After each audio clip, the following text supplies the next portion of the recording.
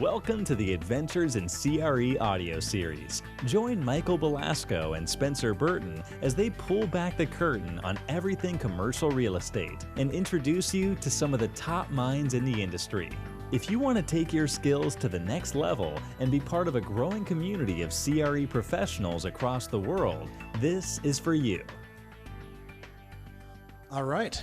Welcome back to season 3. I'm excited to jump into today. Today we're talking about due diligence. All right. Now, I promise you guys, if you're watching this and you're thinking, or you're listening to this, you're thinking, well, I don't know if this episode is for me.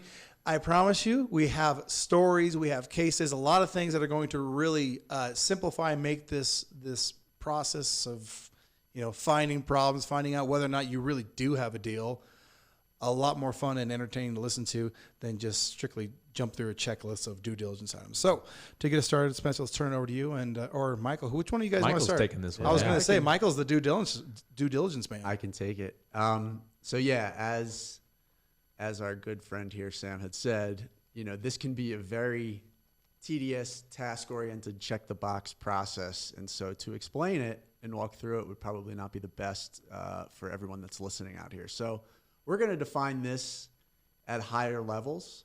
We'll talk about 3 main things for keys to success. We'll talk about the big buckets of due diligence. Yeah. And I'd encourage anybody listening, as of late, between due diligence, closing, and managing, it's something I live in, very familiar with. I'd love to hear from you guys. If anybody had questions or comments, feel free to follow up if you want to get more into geeky details. And that goes for every episode. Yeah, that's actually a good point, by the way. I mean, any episode, this information this season is so meaty, where it's like follow-up questions and scenarios would be really fun to hear from the listeners. So yeah, good idea. Totally agree. We would love to nerd out and sure. Get in the weeds. So let's talk about keys to success and how I define success. And really it boils down again to 3 things. First thing is the main goal of due diligence. You are sussing out risk, you're identifying risk, and you're making sure that either everything can be solved or that you solve anything or that you uncover issues that could be extremely problematic. Now this could be financial related, it could be liability related, as it comes to environmental or your physical. There's all kinds of categories that relate to risk. Right. The second is you have a window of time to do due diligence, and to which usually when that time ends, you have money that you've committed up front. We call it earnest money. That money will go hard. So you need to make sure that you are understanding the timelines and making sure you're hitting your deadlines, and that if you're going to bust those deadlines, there's some proper communication with the seller, and maybe you work that out. So timely completion, due diligence. And then the last piece, which is the recurring theme, is maintaining and keeping the relationships good, because this is, with the brokers, the seller, your capital partners. It's very important that you keep those relationships going well, and that's by executing a very well-run and professional process, and that you don't leave things to last minute. And so those are my 3 keys to success. Can you say number 1 again? So number 1 is that you've properly mitigated and identified all risks. Okay. Yeah, so let me describe speak to this. Yeah, go ahead. Yeah, let me speak to this because this is important. So from the maker side of this equation, what that really says is how we understand the deal reality, or in other words, does the plan match reality? And so Michael frames it in terms of risk. Every investment is a calculation of risk relative to return. Mm-hmm. And there is, I can say, no risk that can't be mitigated through adequate return. Now, all right?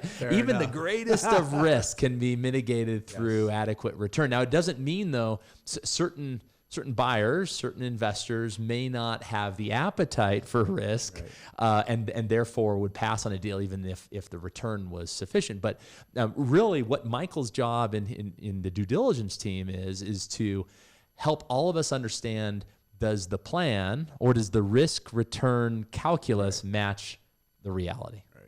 Exactly. Does this match the reality? All right. So in a scenario where we've got deal A and deal B, Okay, and maybe this is a bad scenario, but I'm just thinking from a very simplistic way of thinking. One deal gets done, one deal does not get done. That process, or whether or not that happens, assuming you at the deal making stage have said, hey, this thing is worth going in on. We want to do this. Okay, we're assuming that both A and B have passed that threshold. Now, we jump into deal A getting done, deal B not getting done. What are the likely scenarios? What does that process look like? Where do problems usually start to arise in that particular process? Yeah. Now, problems can arise in many different areas, and I'll give one example. Now, you talked about property A and B. Yeah.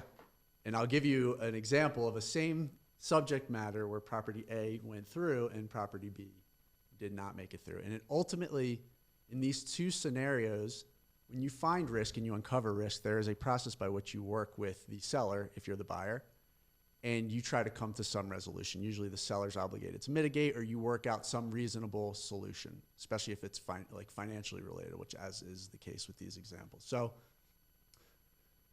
to back up real quick, when we are looking at the large buckets of due diligence, we could break it out high level. There's a bunch of ways to break it out. High level, for purposes of this conversation, 3 buckets. There's physical, environmental, legal. Yeah. And this scenario or conversation will focus on legal. Are you gonna? I saw you looking. No. I saw you leaning. I'm really interested. Good. All right. Give me this. All right. So 2 properties, one in California, one in Florida. Okay. These are 2 properties that we're looking at, and we're going through the lease in one, and we're looking at really the macro level in another. In the lease in one, we notice there is a cap on taxes that the tenant is obligated to pay. Obviously, this is a single tenant deal.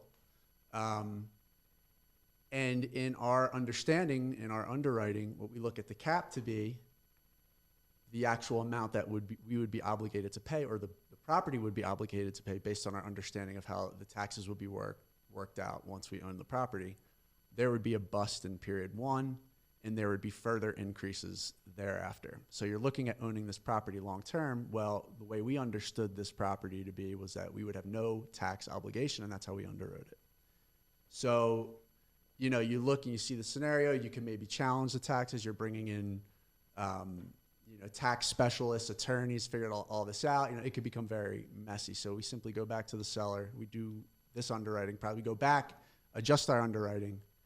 And this property, when we did our DCF, look back now at this tax break, what was it, close to $700,000, $800,000 in a hit to the actual price. So can I stop you here real quick? Sure. So I'm wondering on this, in this transaction in particular, was that particular item brought up by the sellers, or did you uncover it somehow? Right. So you always have to make sure. So we as the people representing to our capital partners, that we are indeed buying what we're saying we're buying when we presented it. Yeah. The seller and their broker are obligated to do the same thing. Now, sometimes it doesn't always happen. Maybe they missed it themselves. Maybe it's incompetence. Maybe it's on purpose. So that's the type of thing where, for example, you might not have the lease in hand when you're going to make an offer on it. So you get that in due diligence, and you look and you discover these types of things. So no, in this particular scenario, we were not made aware. This was something that came out through the process. And is that something that comes up? Like how does something like that come up? I mean, because I'm guessing this is also state specific or location specific as well. But how does something like that pop up during due diligence? Yeah. So in this particular example, we bucket things. There are certain categories. It buckets beyond physical, environmental, and legal. The one piece is critical for us is lease, having a lease abstract, understanding where the key risks could be, right? Leakage in general.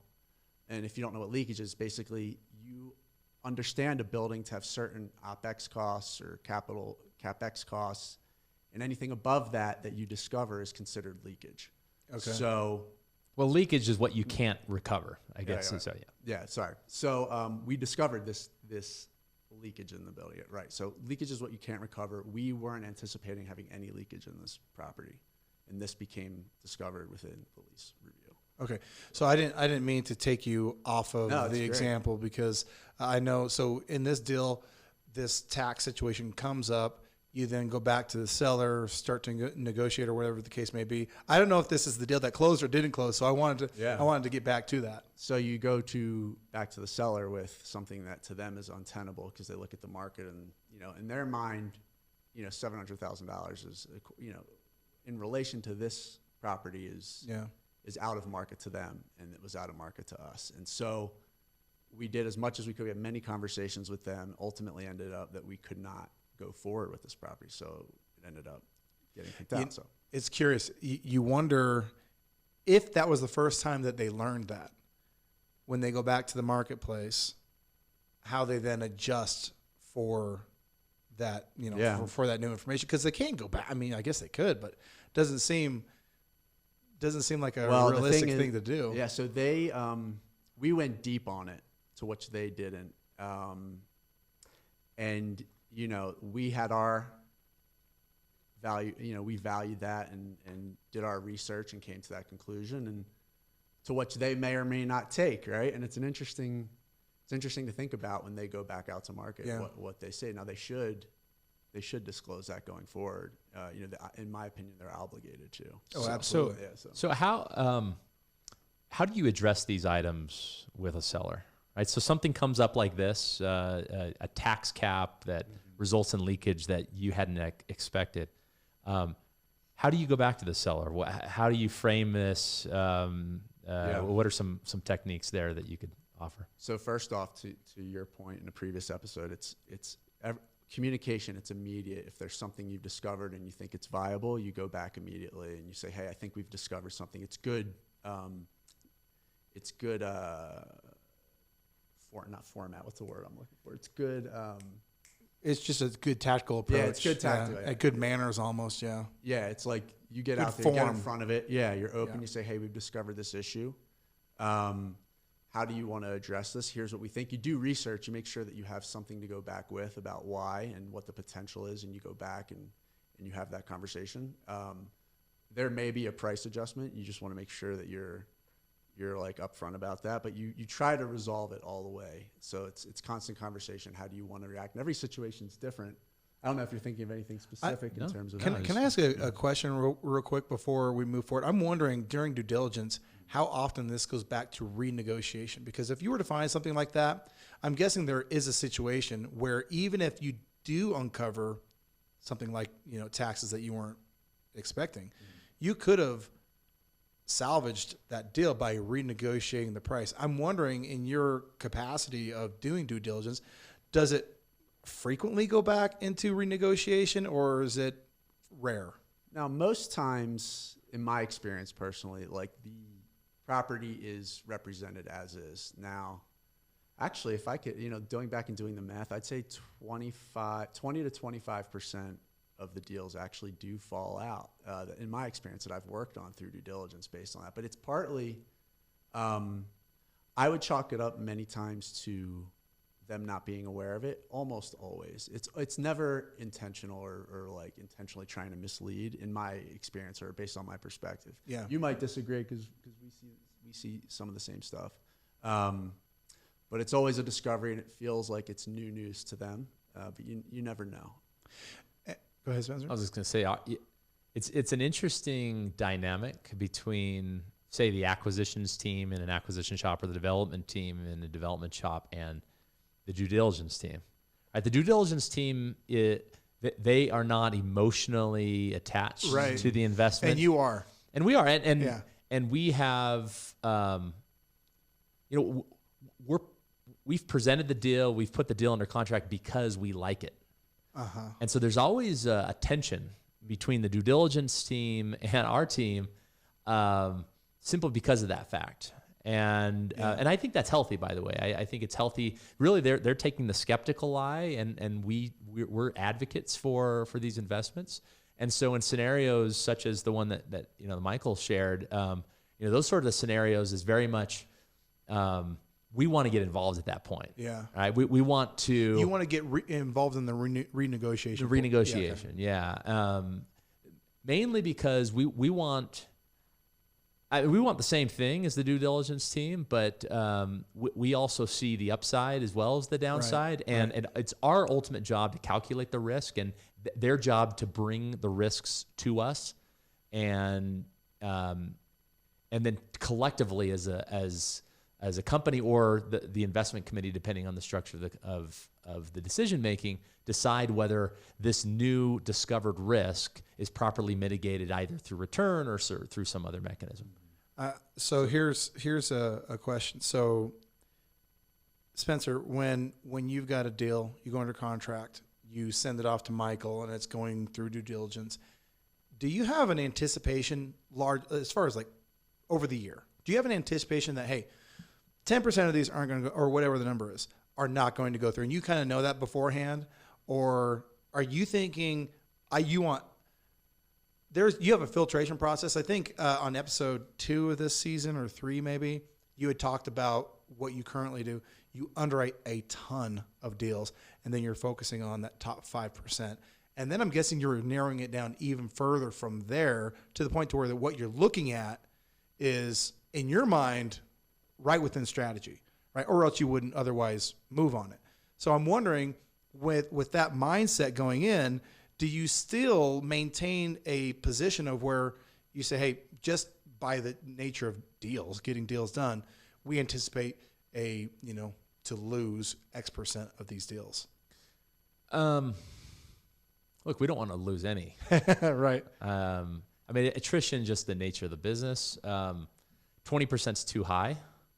The acquisition team is not doing something wrong, but could do things better if 20% of the deals are falling. That's what I was going after. Yeah. Something like that. Some of that's the nature of the property type that you're dealing with and how much information you have at the offer stage. Right. And a lot of that is the nature of the broker or the brokerage world that you're in, and how much information that broker is seeking and then sharing with the market. The less information that we have at the offer stage, the higher the attrition rate's going to be. And I would like it to be closer to 0. And 20% just means that the acquisition team can do better.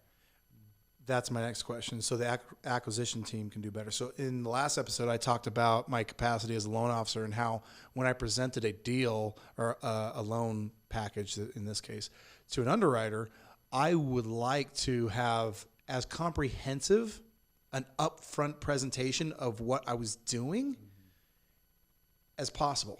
And if I did that, my success rate of closing a transaction was a lot higher. So I guess your last statement there leads me to believe that there's a lot of things that you're doing to plan to make sure that you're presenting as comprehensive a file to the due diligence team as possible. Is that right? Yeah, that's exactly right. Let me give an example of actually a parking lot that the firm I was working at, we invested in. Parking lot in Chicago. And if you're familiar with Chicago, pretty much every property in Chicago proper has environmental contamination. Okay. And so when you invest in a place like that, as an acquisition team, you immediately know to ask, hey, what environmental challenges does the property have? The seller was great. They disclosed everything, and we received all the documentation. What had happened is there was environmental contamination under this parking lot. There had been some mitigation that had taken place. But there was not yet closure from the agencies that manage that. No further action letters, a common term. It's slightly different in Chicago, but there wasn't official closure. And so before we even pursued this further, we went to our environmental team, which at the place I was working at the time just had a phenomenal environmental team in-house. We presented what we had. They had already experience with Chicago. They looked at it and after some discussion said, yeah, actually I think we can get past this, but we're going to need some cooperation from the seller in this case.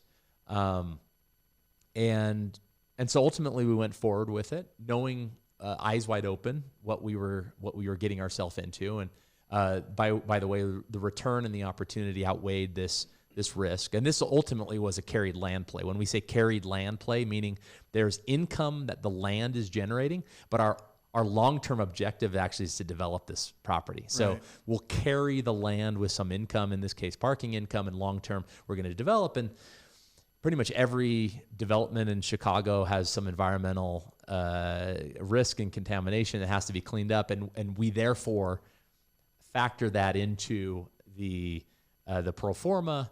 We expected some environmental cleanup. We brought in an environmental consultant on day one of our due diligence, who that environmental consultant knew what to look for, and ultimately our due diligence at that point was about ascertaining the cost of the cleanup. And anyway, so the point being that from the acquisition side, the more information we have and the more that we can interact with our due diligence team early on, the less likely is going to be attrition, less likely that we're, I mean, you hate to have a deal fall out because it hurts your reputation. It's a lot of time and money that you've spent to get to that point. And so the sooner that you can either pass on a deal or get comfortable with a deal, the better.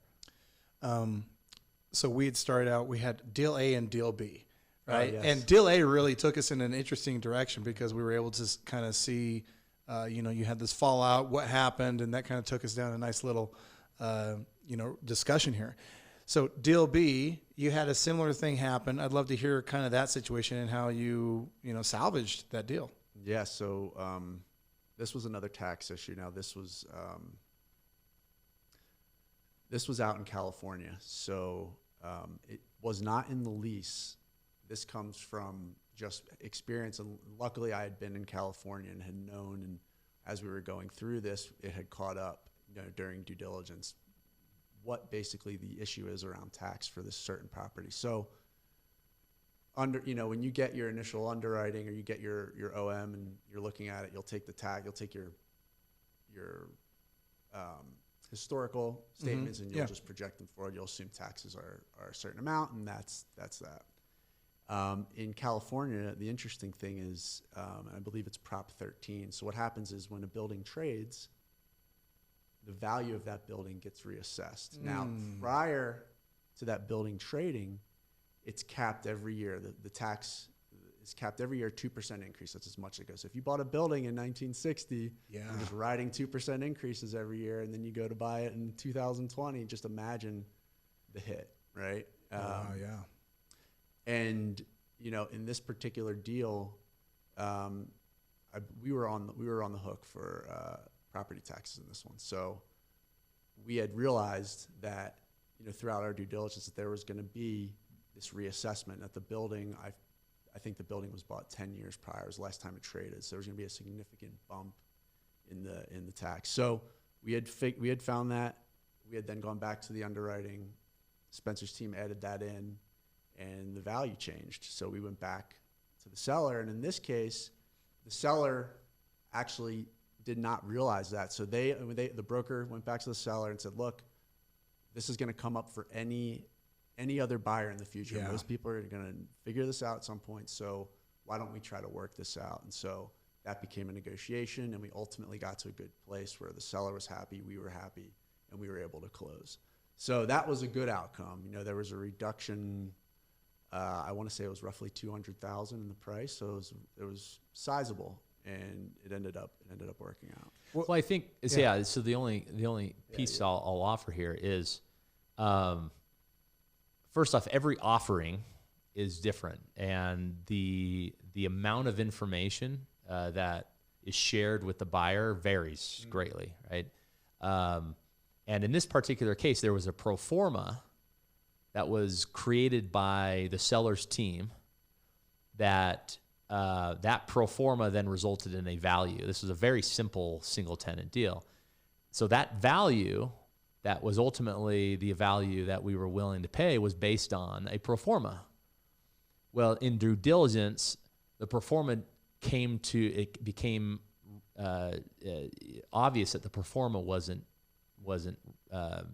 accurate. because this tax issue had not yet been addressed in the pro forma. At the underwriting stage, we assumed that it had been. It turned out it hadn't been, and that was discovered during due diligence. And so that was the leverage.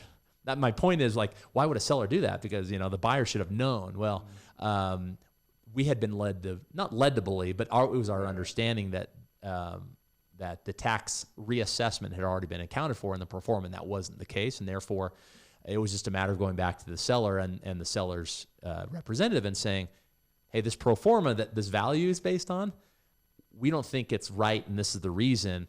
And they were they were really good to work with. And then they, you know, you're right. Caught it, and you're right. We agreed to the reduction of the price. I wonder if if you're the broker in this case said, hey, any buyer is going to come up with the same information. So regardless of whether or not we deal with these people who are working with us now or somebody in the future, this is going to be an issue. It was that way for example number one. That was the same thing. Yes, the thing with example number one is it took a lot of digging and it was more complex. We had engaged tax attorney just to get a rough idea of what was going on there. So it would take I would say a more sophisticated buyer to dig in and then go through those details. So it almost sounds like there was a disagreement between you and the seller about this point. Right. So we ended up coming to, well, we don't know if we gave them all the information, everything we had done, an opinion from 2 or 3. I think we actually got the local tax assessors to actually email us and give us some thoughts, and we had shared everything with them. So this is where we stand on this, and this is our opinion based on these facts from local experts. And I think a lot of us put a lot of stock in the integrity of the people that we work with, and that's been a theme very many times throughout this particular season. And in this particular case, I tend to just sit back and not obviously being involved and not knowing the entire context of example A, but I tend to just sit there and think, well, what happens to the next person who's not a Micah Belasco and doesn't catch something like that? When due diligence goes wrong. So what happens when due diligence goes wrong? I mean, obviously an investment goes wrong, but I mean, what can we talk about as far as when due diligence goes wrong? Yeah, I mean, you miss something big like that and you pay for it. Yeah. It's Is it as simple as that? Simple as that. Let me give an example. Yeah. So a Walmart with environmental contamination that had been caught during due diligence, but the extent of it had not been caught. And it was severe enough that it created health issues within the Walmart. And under the lease, because of this issue, Walmart was able to vacate the lease. And the owner of the building was left with an empty building and a significant contamination and a significant loss. Wow. And it's one of those things where it hadn't been fully vetted, the issue, and a significant loss as a result. Is there recourse in those situations? To whom? I don't know. Yeah. I don't know. I'm wondering. Yeah, rarely, if ever. You're dealing with sophisticated parties, should have known. There may be recourse against the original developer. There may be recourse on behalf of the lender to the borrower if something wasn't fully disclosed. There may be recourse to, say, the consultant. But generally, it's not worth the time and legal fees to pursue. And in this case, it was tear the building down and start over again. Yeah. Wow. That kind of makes me... I mean, there's a lot of pressure on that phase. And I mean, that, again, those situations makes me think, hey, a brand new hat for the due diligence phase is merited. You can't wear the same hat that he's wearing. Exactly right. So,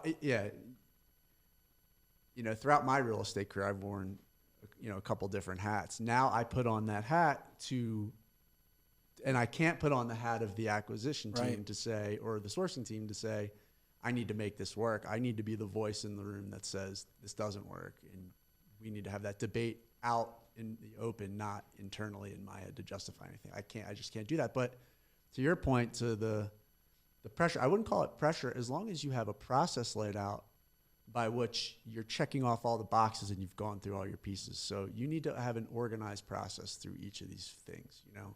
Hire a good team. You know, you have your process, you have third parties you work with. But like lease issues, you know, like that environmental issue in the lease, if there was that clause there, you should have a methodology by which you're sussing out every single one of those risks. And that should have been something that was caught, that environmental risk. Well, the other thing is it's important that decisions are made by a group rather than an individual, right? There should be gates along the way where a team comes up with a conclusion, brings the conclusion before some authority, some body within the organization that can review all the facts and then together make the decision and bear upon their shoulders the outcome of that decision rather than it being borne by one individual. And in most real estate shops, that's the investment committee. Some shops will have subcommittees like a due diligence group that will approve a deal past due diligence. And when Michael used the term "go hard," what that means is your earnest money becomes non-refundable, or in other words, for the most part, you're committing to close this investment at the end of the due diligence, or forfeit your money, or forfeit your money, right? So, yeah.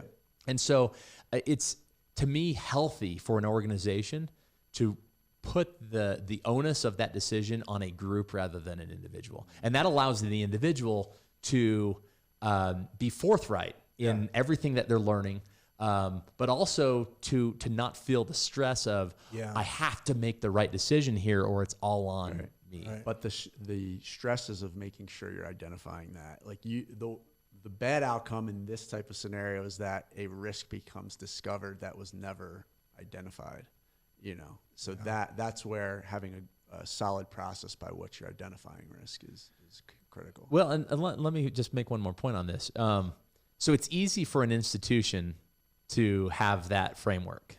All right, we've got a team of people. They make the decision. If the decision's a wrong decision, it's shared by the collective. What about if you are an individual and you're making an investment in an apartment complex and you've got a syndication of investors behind you and you are making the sole decision? I mean, that's a lot of pressure. And so what's the answer to that? I was just going to, well, what about it? I think the answer is to have an investment committee. Right? You may be the sole employee, the sole individual that's running the shop, but you have the ability to bring together a team of people that you trust that can help you make the decision together, and then get buy-in from your team of investors that, hey, yes, I'm leading this, but I'm socializing with a group of 2 or 3 people, and by the way, hopefully it's a few of those kind of the larger investors in your syndication that are weighing in on these decisions, at least hearing all the facts that you have and helping you make the decision. And again, it's not about pushing blame on the others, but it's about taking some of that pressure off of your own shoulders so that you can think more clearly. Well, it's getting consensus, and you don't have all the answers or the strategic, you know, wherewithal sometimes. So you socialize that and you get that feedback to help not only just take the burden off, but make sure that you're doing the best thing or making the best decision. Michael, I'm going to ask you for just a summary of due diligence, like some parting pieces of advice for people who either work with people in that capacity or perform that capacity. But as I think about this, I'm thinking you've got an important job, obviously, and it's the tension that Spencer spoke of. I think a lot of times within companies, whether businesses or anything else, there are these natural tensions between these groups of people. And that's healthy. But there's always the next deal, right? There's always another deal. And so this is why, just to kind of maybe bring full circle this strategy side of the conversation of season 3. You come up with a strategy. You're sourcing deals. due diligence is part of your strategy. You know, you can't be so married to an idea, to a deal, that you make that tension greater than it should be. You know, or you put more pressure on this process. At the end of the day, if it's a deal that Michael's not feeling passes, you know, the smell test, you got to go out and get another deal. Like, you got to put more, or help him find a solution to that problem, right? So it is interesting. As simple as the idea of, you could just say, well, we're underwriting a property, we're going out, we're getting these, you know, documentation, finding out whether or not there's more to it than that. There's more writing on it than that. You've got deadlines, you've got quotas to fill, different, you know, you've got to get deals done. And due diligence is a huge part of that. It seems to me like conversations that I've been involved in that you know involve strategy or investments, things along those lines, it's a very small part of the conversation, but the impact is huge. So I'll put it back to you to kind of finish us off here. In terms of advice for people performing due diligence, maybe as a independent, you know, owner, or in your capacity with a team in a company, what is some advice that you would give to people who perform that task? Yeah. So first and foremost, I think, is make sure you have the proper resources in place for the right teams, making sure you're selecting, whether it's people going out on site for environmental studies and all that kind of stuff, just making sure you have the right team in place, a team that works well, a team that has a good, you know, rapport, reputation. Stay organized. That's critical. It's right. All about, it's a deadline. I've heard you say that a couple times now. It's really critical. Just making sure you have everything organized and that you know when deadlines are coming. You back in, if you have 40 days to do due diligence, you're backing into all your expectations. You need time to review these studies. So it's keeping those deadlines, making sure that you are just on top of all that stuff. So organization's key. That's one thing. So 2 things so far is proper team in place, sufficient resources, making sure you're keeping on top of your deadlines. I'd say the 3rd thing is proper communication, whether it's internally, whether it's with the broker and the seller, whether it's with your capital partners, making sure that everybody is constantly up to date so that you can elicit feedback and make sure that you're giving stuff. When it comes to like me wanting to preserve a deal, I can't wear that hat. Like I'll go back, like if we're talking about a deal that the sourcing team's proud of, I don't care. I mean, quite honestly, like if I kill it, I've done my job. And, you know, I get nicknames for that for sure, but I don't care, right? I mean, like I've worn other hats, and this is the role that I need to play. So to me, every time I kill a deal, I've protected us.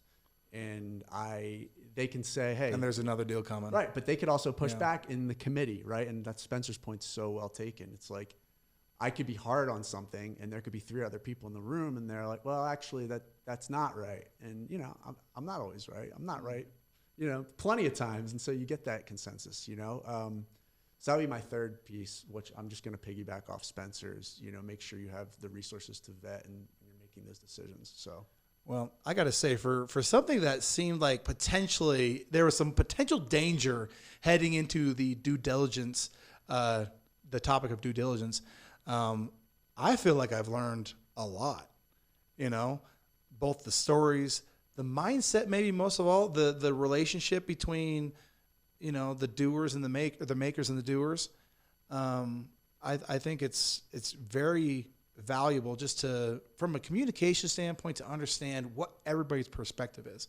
So this has been good. I appreciate it. So hopefully if you're listening to this, driving your car on the way to work, you know, you got a couple ideas, you can maybe chime into your boss and say, hey, what if we tried, you know, a committee, whatever the case may be. Hopefully you enjoyed this. Thanks for listening, and we will see you on the next episode. Thanks for tuning into this episode of the Adventures in CRE audio series. For show notes and additional resources, head over to www.adventuresincre.com/audio series. Would you like to learn real estate financial modeling in a matter of weeks and do it with zero guesswork? If so, the A.CRE Accelerator is for you.